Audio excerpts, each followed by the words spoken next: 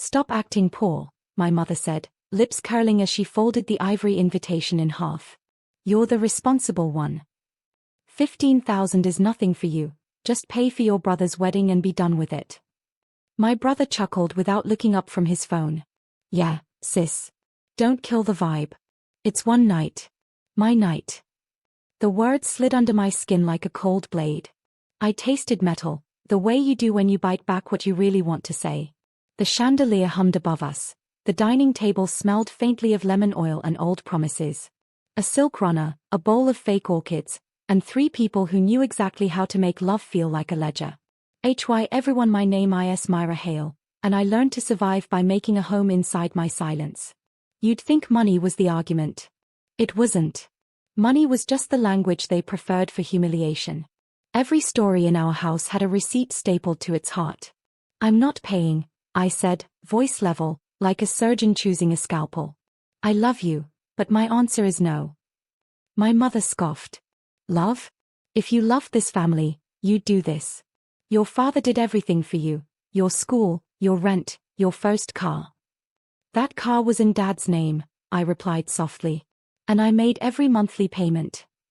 She waved a lacquered hand, dismissing facts the way some people swat dust. 15,000, Myra. It's tradition. Tradition. In our family, tradition had always meant I set myself on fire so everyone else could toast marshmallows. I pictured the flaming stick arcing across the night, how sugar blisters before it browns. I pictured myself saying yes. Then I pictured the other thing, the thing that had kept me standing all these years. A door in my chest that opens to a room where I don't apologize. No, I repeated. Calm. Precise. Like a promise. There is a quiet that follows a woman's boundary, first disbelief, then insult, then the sudden rearrangement of faces. My brother finally looked at me. His smile thinned, like a string pulled too tight. You're dramatic, he said. Always were. I stood, sliding my chair in without a scrape. Because even now I refused to leave marks they could point at later. I kissed my mother's cheek, cool, powdered, resistant, and I walked out. Outside, the air tasted like rain and copper.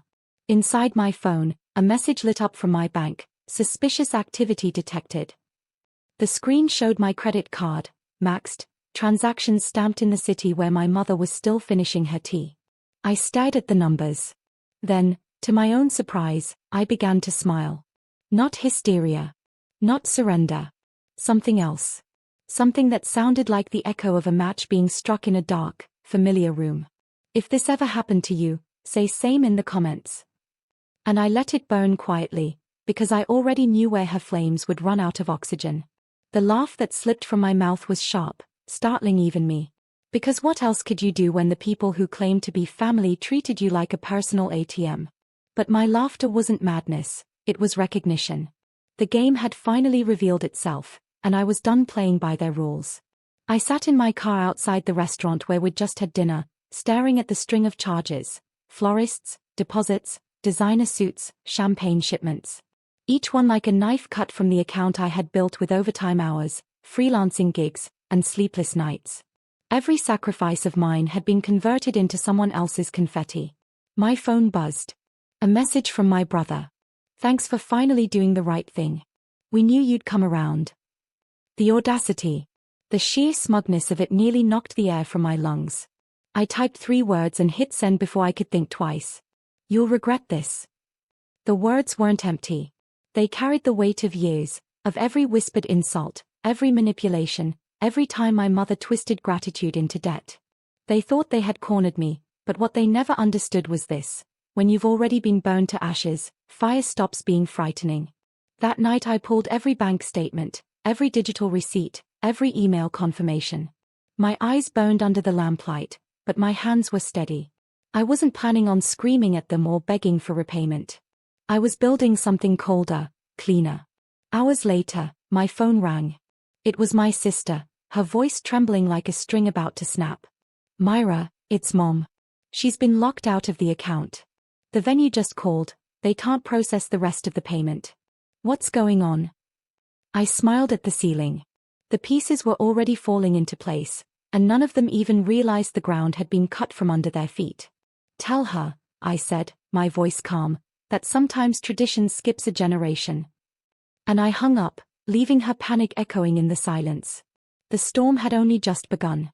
By morning, my phone lit up like a Christmas tree, 37 missed calls, 11 voicemails, and 2 frantic texts from my father, who normally never involved himself in the mess my mother created. I didn't answer any of them. I just brewed my coffee slow, let the steam rise, and listened to the quiet hum of my apartment. For once, silence felt like victory.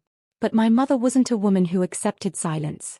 By noon, she was pounding at my door.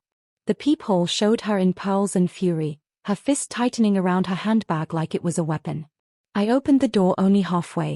"You embarrassed me," she hissed, voice quivering with outrage. "The venue called, the florist called, everyone called me. Do you have any idea how humiliated I am?" Her eyes flicked past me, scanning the apartment as if she could find the stolen money lying in piles across my floor. "You cancelled everything. Why would you do that to your own family?" For a moment, I almost laughed again.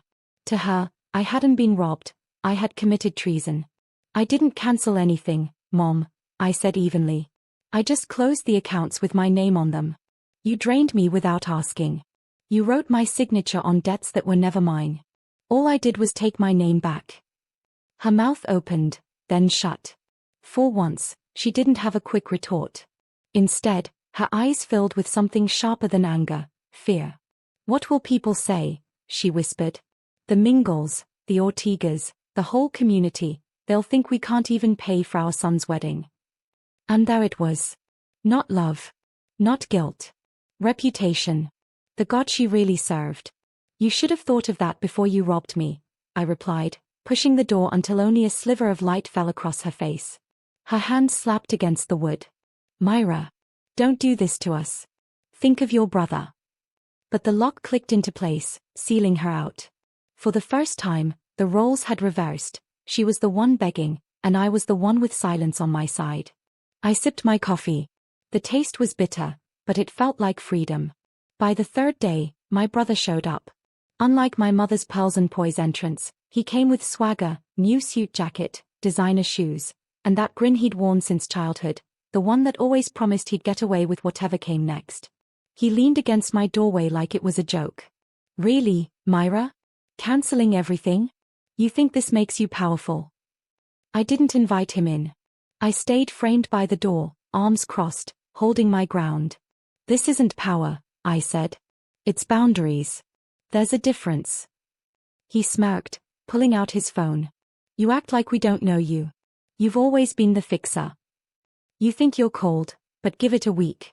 You'll cave. You always do." His confidence was a performance, but the crack in his voice betrayed him.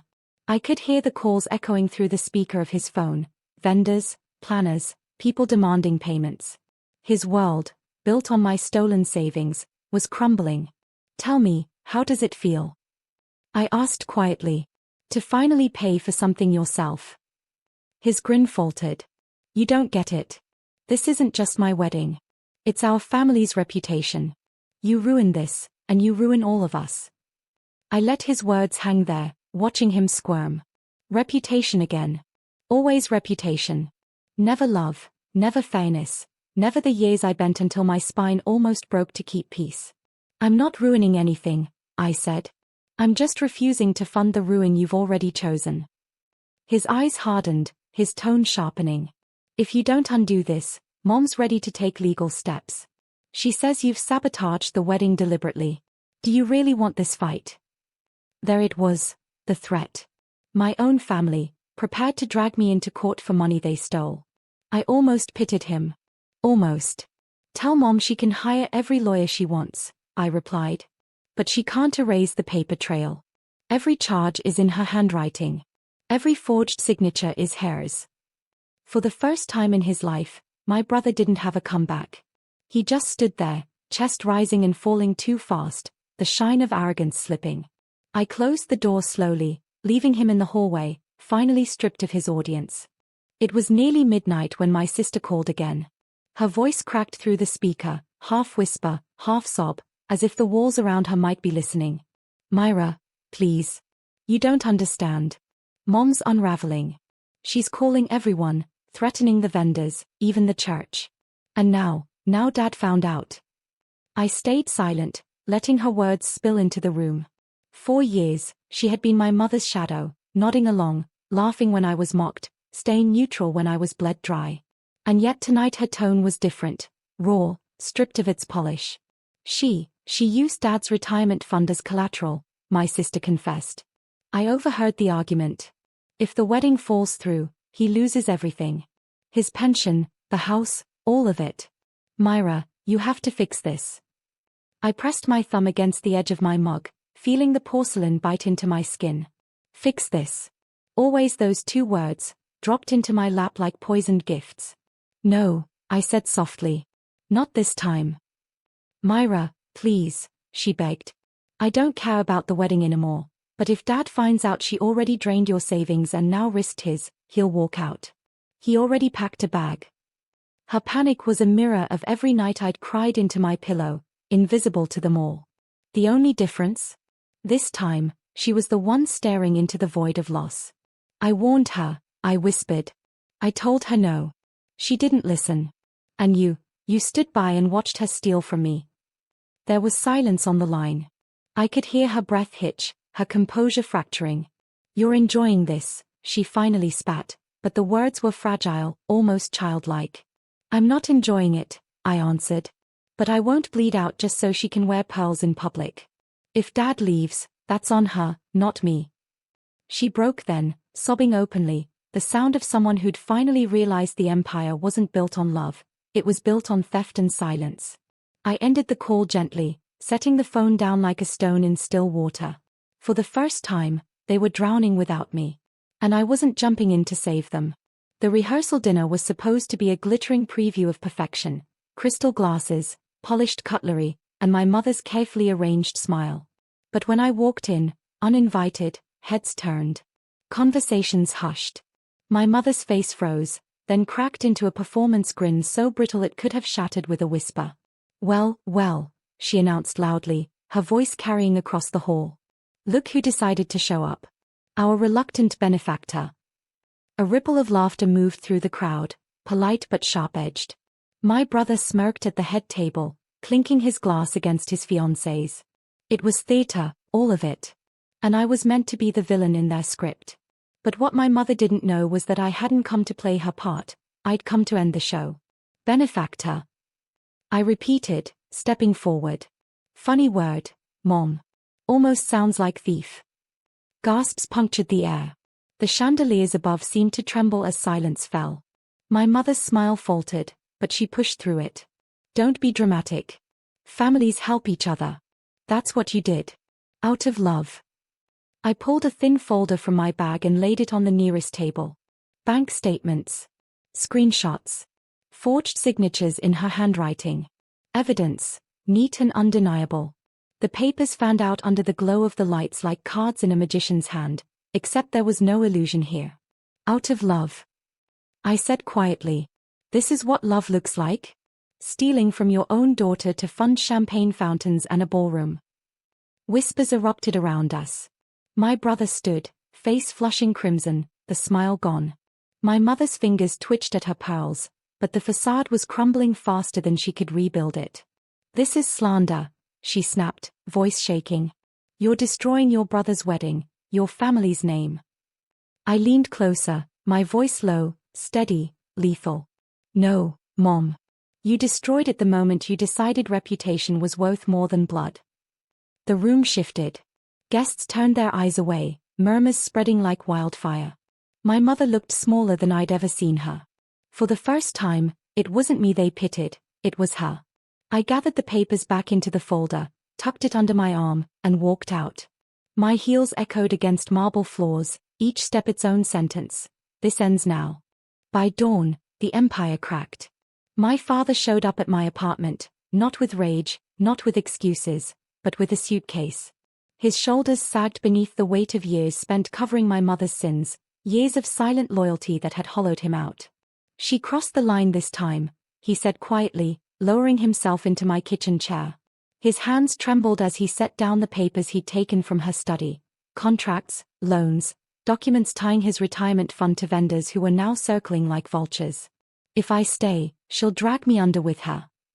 For the first time in my life, I saw him not as the distant figure who always stood behind her, but as a man betrayed by the very woman he thought he was protecting.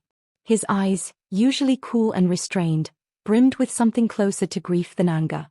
"Dad," I whispered, "you don't owe her your life just because she wore your ring." He let out a long, ragged sigh. "Maybe not. But I owe you the truth.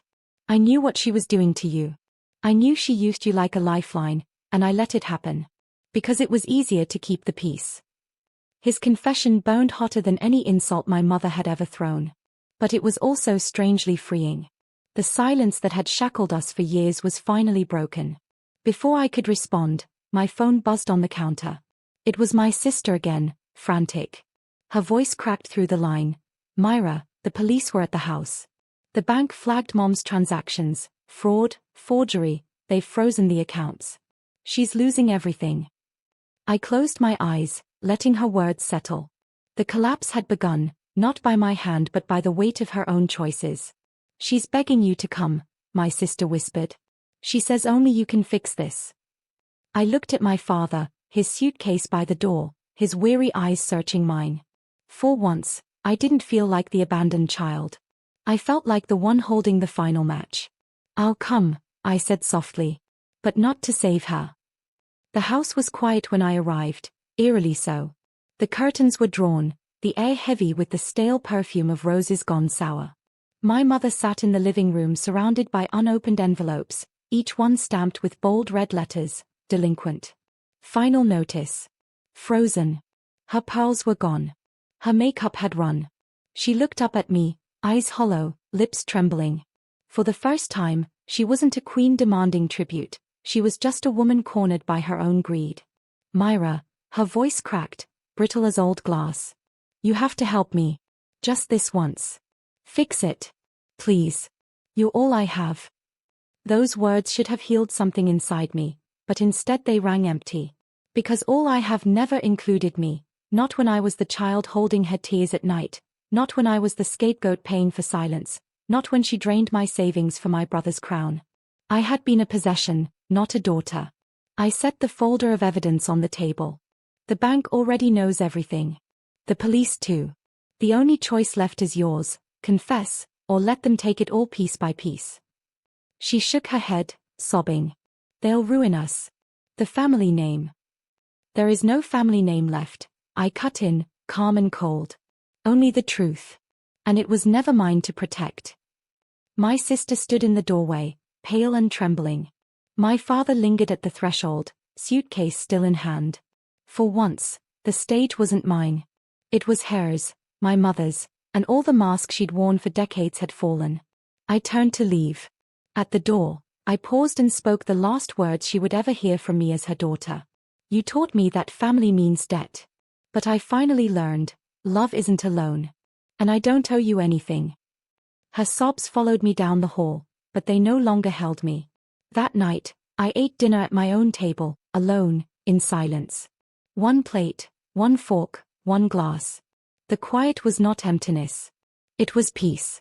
I folded the napkin, placed it neatly aside, and whispered the only word that fit the end of our story.